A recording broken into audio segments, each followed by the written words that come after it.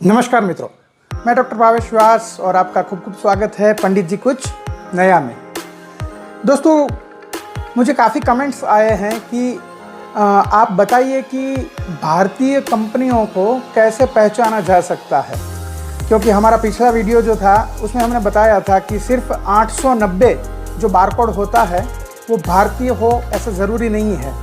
तो ऐसा कौन सा तरीका है कि जिससे पता लगाया जा सके कि हम जो चीज़ जो ब्रांड खरीद रहे हैं वो भारतीय है या नहीं है।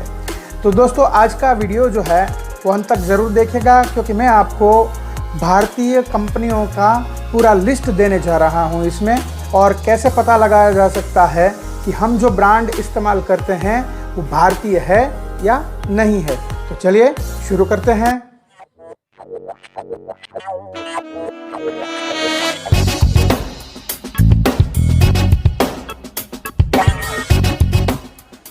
नमस्कार।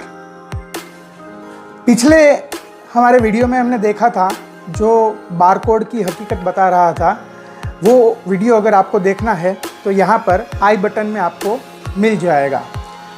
ओके, अब हमारी बात ये है, काफ़ी सारे दोस्तों ने मुझे कमेंट करके ये बताया है कि कैसे पता लगाया जा सकता है कि हम जो ब्रांड इस्तेमाल कर रहे हैं वो भारतीय है या नहीं है। तो उसमें 2 स्टेप है। सबसे पहला स्टेप जो है वो बारकोड से ही पता लगाया जा सकता है, क्योंकि विदेशी कंपनियां जो भारत में है वो 10% है और बाकी जो कंपनियां हैं वो भारतीय है।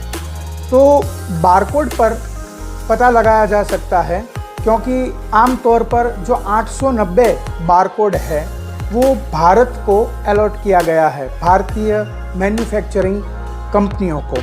तो जो प्रोडक्ट भारत में बनता है उसे 890 कोड दिया जाता है, लेकिन कुछ विदेशी कंपनियां भी हैं जो भारत में प्रोडक्शन कर रही है, तो उसे भी 890 कोड दिया गया है। तो आज इस वीडियो में मैं आपको उन सारी कंपनियों की बात बताने जा रहा हूं कि जो भारत में हैं लेकिन विदेशी कंपनियां हैं और जिसमें भी बारकोड 890 ही दिया गया है।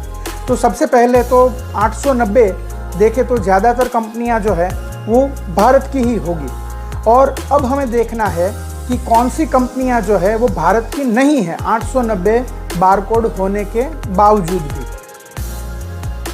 अगर आपके पास स्कैनर है तो जो कंपनियां होती है उसका ओरिजिन भी लिखा हुआ होता है। जैसे कि जिलेट कंपनी है तो भारत में उसका मैन्युफैक्चरिंग हुआ है तो 890 कोड तो होगा ही, लेकिन जो उसकी ओरिजिन होती है वो कहाँ पर बनी हुई है, तो बारकोड से उस कंपनी का ओरिजिन भी पता लगाया जा सकता है।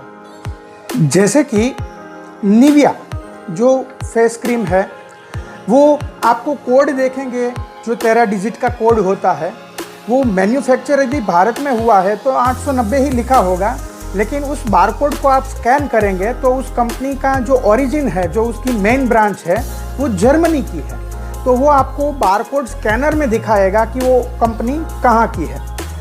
तो सबसे पहले अब हम इन बातों को देखेंगे जो हमारे रोज़मर्रा के जीवन में हम इस्तेमाल में लेते हैं।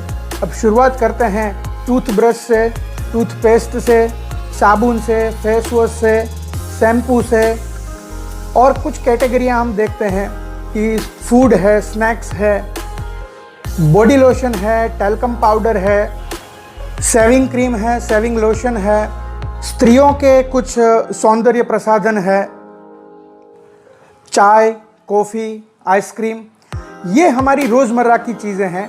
इनमें हमें पता लगाना है कि कौन सी भारतीय कंपनियां हैं और कौन सी विदेशी कंपनियां हैं, क्योंकि भारतीय कंपनियों को हम यदि प्रमोट करेंगे, उसका इस्तेमाल करेंगे तो भारत का पैसा भारत में ही रहेगा और आर्थिक रूप से भारत सद्धर बनेगा। मैं यहाँ आपको कुछ विदेशी कंपनियों के नाम बता रहा हूँ। इन कंपनियों की कोई भी चीज़ है वो हमें नहीं खरीदनी है, क्योंकि ये भारतीय नहीं है, विदेशी कंपनियाँ हैं। वो कंपनियाँ कई सारे प्रोडक्ट्स बनाती है, तो हमें सिर्फ कंपनी ही देख लेनी है तो पता चल जाएगा। सीधी और सरल बात है। जैसे कि हिंदुस्तान यूनिलीवर है, Procter and Gamble, Pond's, Nivea, Johnson and Johnson, Gillette, Palmolive, Everyday, Milkmaid, Vodafone, Honda, Yamaha, Hyundai आदि।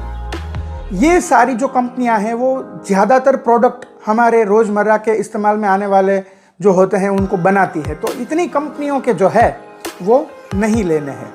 तो इस प्रकार से हम इस विदेशी कंपनियों की जगह भारतीय कंपनियों को रिप्लेस कर सकते हैं। मैं आगे आपको एक लिस्ट दे रहा हूँ कि जिसमें आपको विदेशी कंपनियां और भारतीय कंपनियां कौन कौन सी है और पता चल जाएगा। तो दोस्तों, आप भी बताइएगा कमेंट्स बॉक्स में कि आप कौन से प्रोडक्ट इस्तेमाल करते हैं, और अगर ये वीडियो आपको अच्छा लगा है तो शेयर भी कर दीजिएगा, सब्सक्राइब भी कर दीजिएगा और लाइक भी कर दीजिएगा। धन्यवाद।